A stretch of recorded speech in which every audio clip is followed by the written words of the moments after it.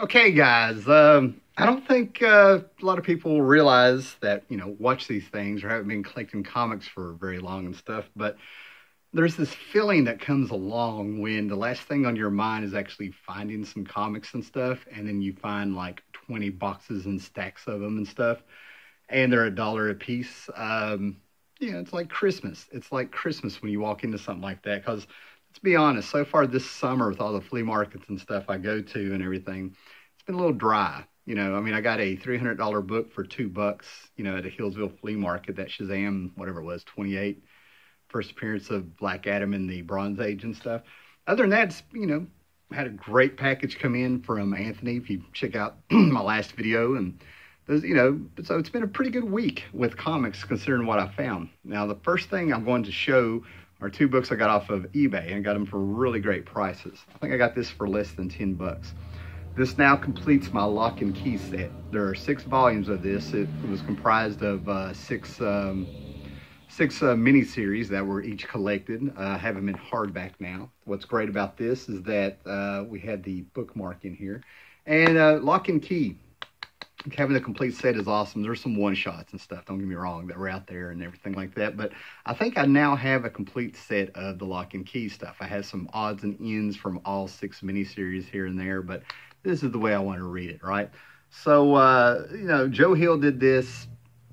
That is Stephen King's son, by the way. What he's done with this whole series of Lock and Key, having living, breathing characters. It's about that family, the Locke family. I believe that's their names. 2 boys and a sister and their alcoholic mom, and all the goings on in this house with these magic keys that all have a history and everything like that. Just a fantastic series, man. It's one of the ones I'm going to hold near and dear. I think it's something everybody should read. Like I said, if I had just read volume 1, I never would have gone through with the other 5 chapters and stuff. So hang in there with it if you decide to read it. Another thing I got is that even though I have all the issues and a couple months at Ollie's, I was able to get 3 or 4 of the omnibus collections.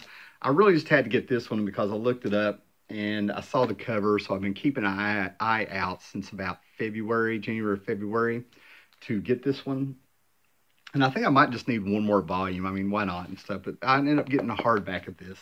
Got a great price on this. It was $18 without shipping. So considering they had to ship it, they used media mail with what I had to guess. The thing actually came to $13 or $14 if you want to split hairs about it. This is volume 5 of the James Robinson's Starman omnibus. And this is the one that is Star is My Destination. This is the one where Starman took off into space. He had a girlfriend, Sadie, I think is her name or something, and there's a reason I'm not sure about her name because she had a different name in the series before she gave her real name. But she was the sister of Will Payton, the Starman of the 80s that Roger Stern, Tom Lyle brought out. Starman was all about, not only was it about fathers and sons and stuff, but it's about the Starman legacy, right? So James Robinson put in all the Starmen in even a Star Woman and all sorts of things, right? But it's the cover to this one, this wraparound cover by Tony Harris. This is one of those things where just seeing it in a video is not going to do it justice. I haven't opened it yet. I don't know if I will. But this cover is a freaking work of art, man. I could see this like in a gallery somewhere. It's just so well done. Just great stuff, right?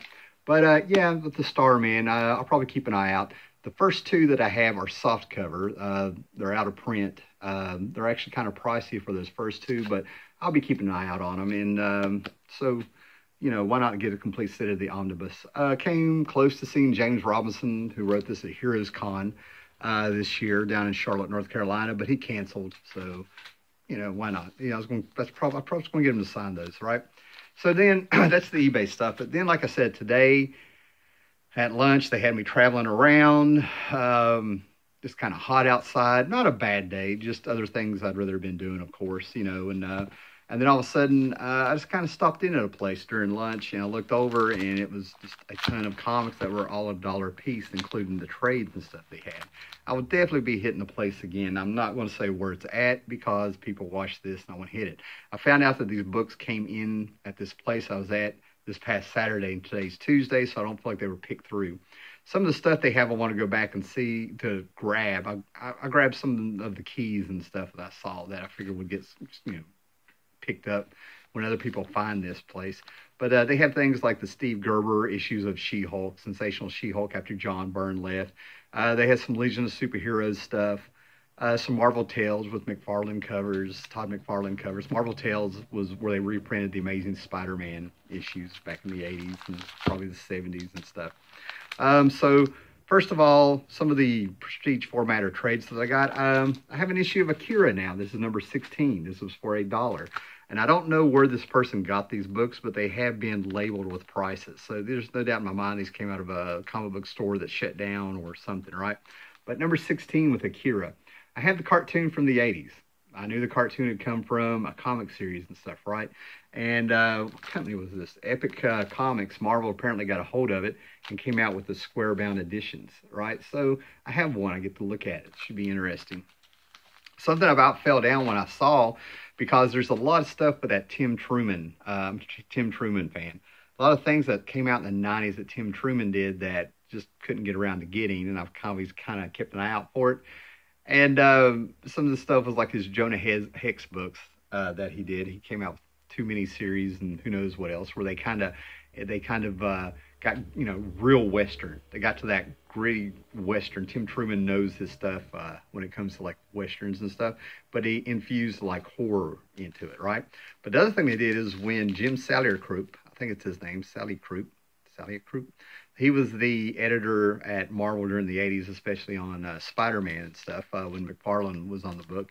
But he went off to Topps Comics. Topps is the card company that makes movie cards, sports cards, and things like that. They like everybody else in the 90s, they decided to venture into comics. And one of the things they did is they got the license for the Lone Ranger in Tonto. And there was all sorts of articles about this when it came out. So instead of getting the miniseries, I now had the trade for $1. Love this. Can't wait to jump in there and read it. I love that old pulpy stuff, And this right here, I got this. I'll be talking about this again in a minute, man. But another trade for $1. This is Aliens Earth War. Now, when Dark Horse first started out, and take this with a grain of salt because I don't know if it's a regional thing or if it's a national thing or if it's a part of the history of Dark Horse, I don't know. But see, I was in high school.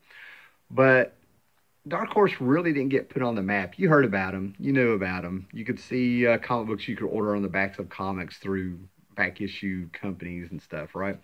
But they didn't really make a mark or really get talked about until they got the license for Aliens and Predator, So Aliens Earth War trade, just going to be good stuff. And you got to understand, Aliens and Predator had not been diluted or diffused or so many crappy movies made and stuff. They were still hot. This is probably like 1990 or something, right? They were still cool, right? The other thing I got, and now that I've got it home, there's a little mildew on the inside of it, so I got a little bit of work to do on this thing, right? But this was a mini-series that came out in 1987 where Howard Chaykin wrote and drew, The Shadow. And for some reason, this was controversial.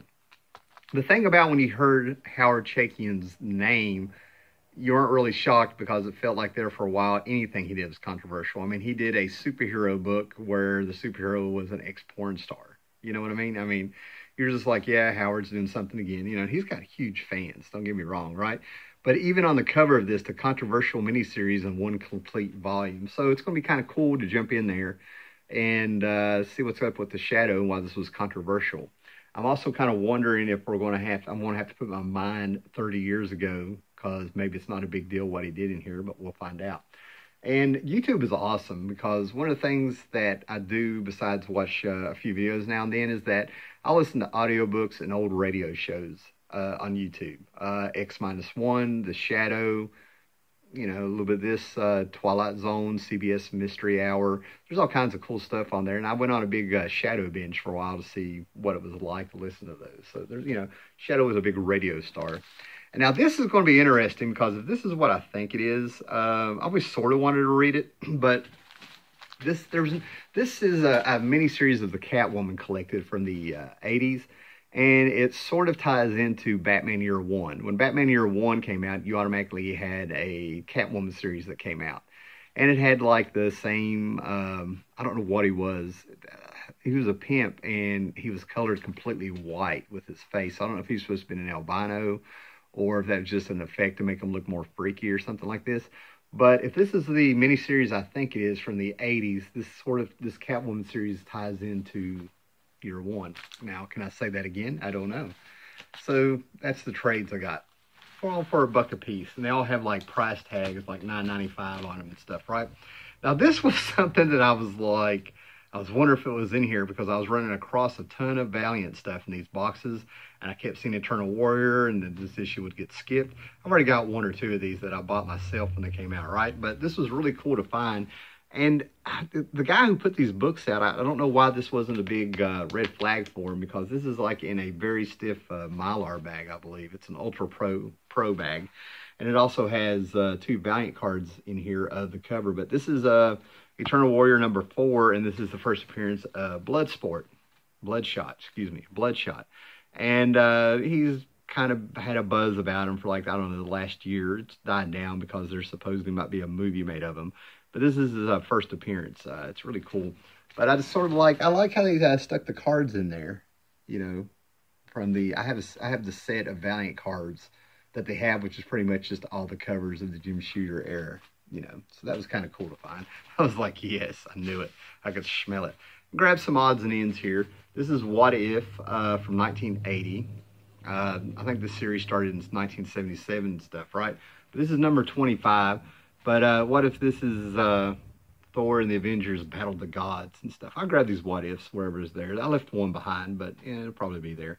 So yeah, always grabbing those fun little Bronze Age books. Seems like I had more of those. And then this was a treat because I'm rebuilding this. I already had a set and I sold it. And I think I got some odds and ends. I need to go see what I have left over. But I'm picking this up as I see it. And it's not too bad at all because I have Batman The Long Halloween, number 10 of 13, for $1. It's got a price tag of it of $5. I can flatten it back out. It looks like it just sort of like, look like it's got like a little roll up here in the corner, from just being in the box that's easily fixed. You put it in a bag and a board and put some weight on it. And then I have number 9. Now, what's funny about number 9, finding number 9, is when I was completing my first set before I sold it, it was number 9 I couldn't find. Could not find it to save my life, and now I found it for $1. This cracked me up. Now, Comic Pro Secrets is Ethan Van Sciver's channel. And no, I don't have him on Twitter. No, I'm not subscribed to him. I'll kind of stick my head in there every now and then. And he's got a crowd-funded comic that he's doing where he's kind of returning to his roots. Where he's doing Cyber Frog again, right? And the reasons I don't follow Ethan Van Sciver is like back in 2009 and 10, I had him on Facebook. And I was really shocked with some of the videos he would put up and some of the stuff he would do. So I wasn't real shocked that some of that stuff kind of found him again about a year or two. I was just saying. But anyway, I just kind of cracked up because I found Cyber Frog number 2. That's going to go straight on eBay. You know, I'll flip through it and stuff. But this is through Harris Comics, you know. So it also says, I don't think it's a first print. There's some kind of edition here, you know. But that's kind of funny. I just went ahead and grabbed that. Now, this is one of the books I walked away from. And then I went back to get, and I was like, do I really want this? And because, you know, it's some indie title where they didn't exactly have top-notch talent on it and stuff. But, hey, they did it, and the cover's cool and stuff, right? But this is Rock Fantasy. I don't even know what issue it is. It says DB1 and RF13. But it's a David Bowie. It has a big number 3 in the corner. So I have to do a little research on this. But we have Ziggy Lives, David Bowie. A comic. No idea who this is.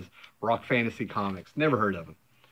But is that not cool? Check that out. Take it in. Take it in. Yeah. You perverts. And then this was a treat to find because I was sitting there just kind of shaking my head. I talked a minute ago about Aliens Earth War. Well, this is when I finally really started hearing about Dark Horse and people. And I think I was a junior in high school. Before this, I heard about Boris the Bear. I think I read a book called Mr. Monster, maybe. Yeah, give or take, you know, whatever. But this is Dark Horse Comics Presents number 36. If I'm remembering right, this is anywhere from a $15 to $20 book now. And this is the variant cover by Dave Dorman. painted cover. And this is the first time that Dark Horse printed Aliens versus Predator. This is the first story. This is what put them on the map. Like I said, regionally at least. I don't know if it was nationally. You know, it was 1990, no internet, very few comic magazines out back then that you could still get.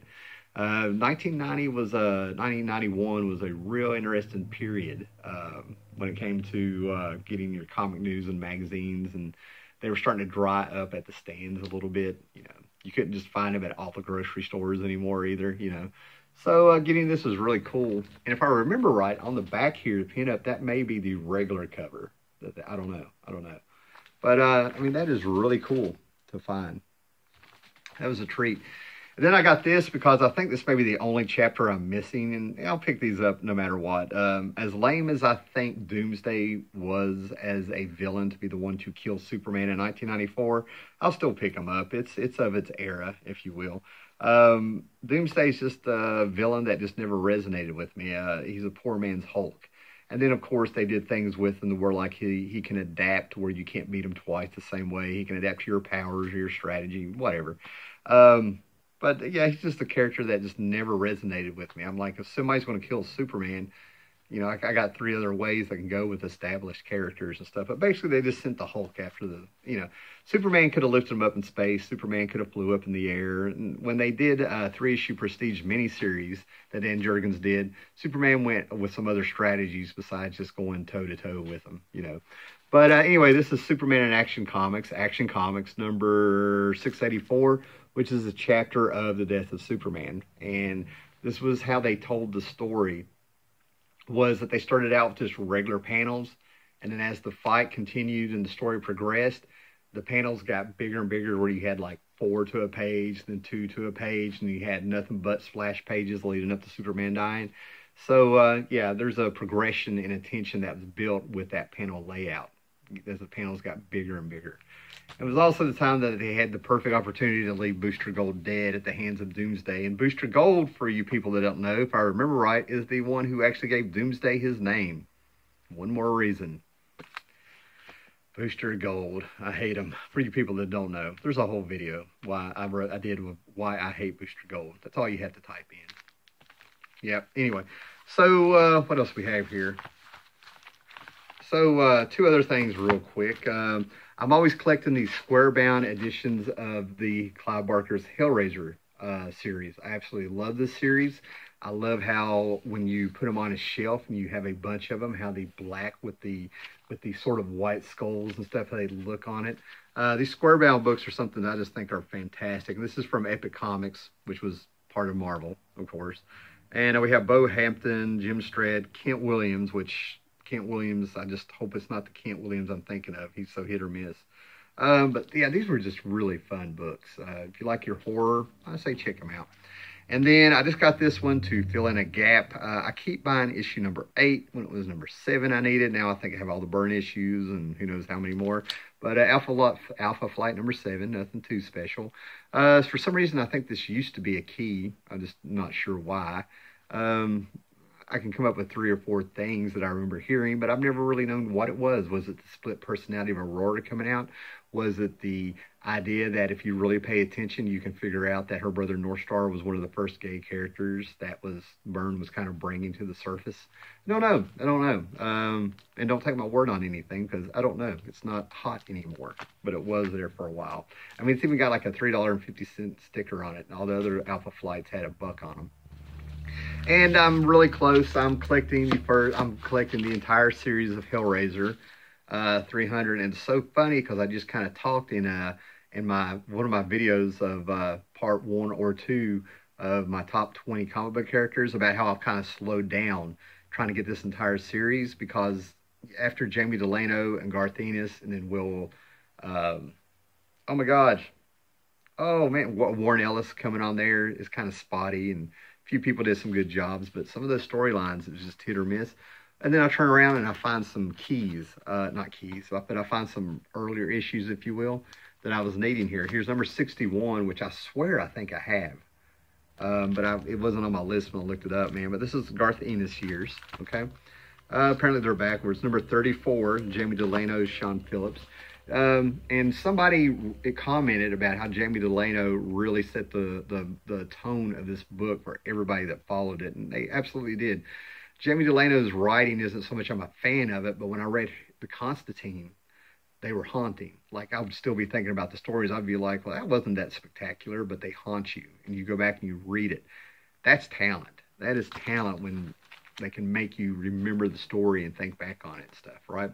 And Jamie Delano ended up writing my favorite issue of Hellraiser, which is number 11, which, one of my all-time favorite comics, actually, now. Here's number 33. Like I said, nothing too spectacular. I hope the glare is getting off there. It's not raining today. And then here's an issue I never thought I would get. I need to look up, and I'm not going to talk about this unless it's what I think it is. I may talk about it in the future, but this is there's some Garth Ennis era books there I never thought I'd get my hands on cheaply at a good price, and here this was for $1. But number 59, Glenn Farby cover. These guys would go on to do Preacher. Glenn Farby would do the covers. Garth would write Preacher. So, yeah. So anyway, that's my haul. Thanks a lot. Like, sub, subscribe, share, all that good stuff, right? And have a good day.